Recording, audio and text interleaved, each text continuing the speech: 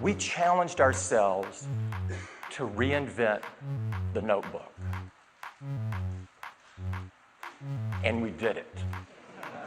And here it is. Apple has a reputation of pushing the boundaries with its products. Perhaps no greater example of this is when Steve Jobs pulled out a full-size laptop out of a manila envelope in 2008 and shocked the world with an ultra-thin laptop design, which has shaped modern ultrabook design in the entire PC industry, even to this day.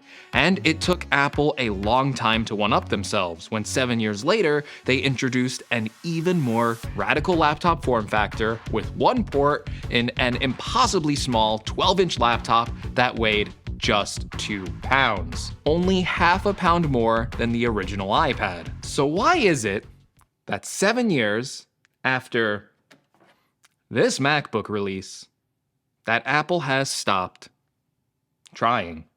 Well, it's a good question, because in a lot of ways, Apple kind of did stop trying to push the boundaries of laptop design. And I feel like we've been at this point for a little while now. So what about this new M2 MacBook Air, which we have covered very extensively on the channel now?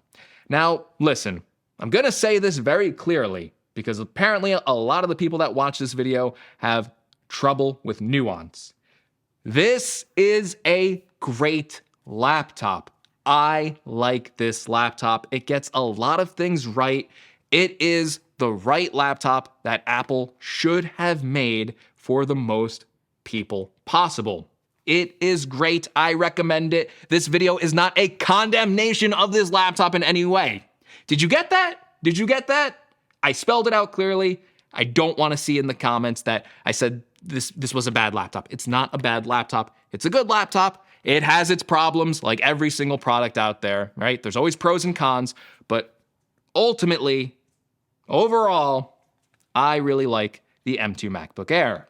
But I also think that Apple played it safe with this design and didn't necessarily go far enough. Because when you take a look at this MacBook Air and compare it against a MacBook that is now 7 years old at this point, it's very easy to see that this really wasn't the future of ultra-portable laptops. Apple is not pushing the boundaries of what a laptop design can be in any meaningful way. Now, when we take a look at the M2 MacBook Air, it's very easy to see that really Apple refined what the MacBook Air was. They didn't take any radical steps here to really introduce something we've never seen before.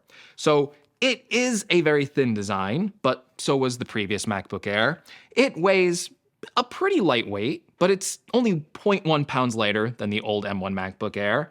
And a lot of the other refinements to this, like a better speaker system, a better 1080p webcam, and even things like the reduced bezels around the display, well, those are things that pretty much every modern PC laptop is doing nowadays. They're getting very thin bezel designs, they're getting slightly thinner, they are getting slightly lighter, and when you look at all of the PC laptops out there, you know, some of them even go farther than this MacBook Air. They weigh even lighter than that design, or even the bezels around the display are dramatically reduced to even what we have now on this new M2 machine. Like I said before, I think ultimately that was the right choice.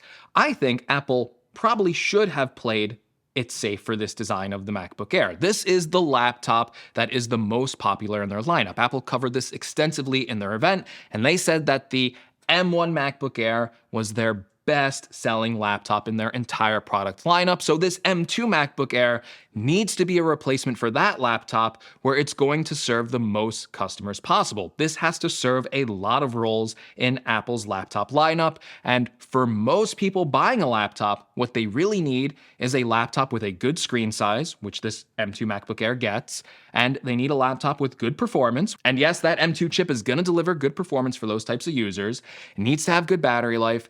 It needs to have a good webcam, good speakers, all that stuff. It needs to have those things because it needs to appeal to those types of consumers and focus on the features that they want. And most customers at this point want a laptop with a 13-inch display that's portable enough to carry around with them, but isn't super small and sleek. They don't want something like an 11-inch MacBook Air. They don't necessarily want something like the 12-inch MacBook, where there might be some compromises to make something like that design. And while Apple might have been ultimately right to put their engineering resources behind a redesign of an M1 MacBook Air, refining it and turning it into the M2 Air that we now have with us, that doesn't mean that Apple should stop pushing the envelope. Perhaps the MacBook Air name isn't the laptop to do that like it originally did in 2008, but we only need to look at that 2015 MacBook design to find something that really did push the envelope of laptop design when it came out. This thing still, even as I pick it up and compare it to the M2 MacBook Air, it feels impossibly light. With that tapered design, the thinnest point on this MacBook just looks almost impossibly thin. I can't even describe how thin this little edge is here. It doesn't look like you should be able to fit a computer in there. And opening it up, I mean, this thing is stuck right now. So that's not good. But there we opened it up. Look, there's real world use here where, it's not scripted. But look, this full-size keyboard, it goes edge to edge. There is no room for any sort of flat part of this MacBook going here for something like the speaker placement. It just utilizes so much of that extra space to fit in that actual laptop design. And this is really the most portable Mac that has ever existed. And it just feels great. I mean, 2 pounds, I can carry this around the house with me. It's almost, and I hate to say it like this, it's almost like using an iPad. And in a MacBook form factor, it obviously doesn't have a touchscreen, but the way it feels so thin and light, I feel like if you could just flex the screen behind here and use it as a touchscreen, it would almost feel as light as kind of using an iPad. And that really was kind of the concept of this 12-inch MacBook. Apple said that they wanted to make a Mac that borrowed a lot of what made the iPad so great, and they really did accomplish that with this laptop. And one of the things I've always liked about Apple and with their product lineups is that they were using product lineups to compete almost against themselves. They were looking at the iPad and saying, what can we bring over from the iPad to the Mac to make that a better product? But now we're kind of in the other situation where the iPad has fallen off a little bit, and we're now looking at the Mac as a point to where, look at all these great things the Mac has, how can we bring that over to products like the iPad lineup and make that even better? And that's some of the innovations we're now seeing with stuff like M1 chips and M2 chips being put into devices like iPad. We're now seeing Stage Manager, which was developed as a Mac feature, being brought over to the iPad.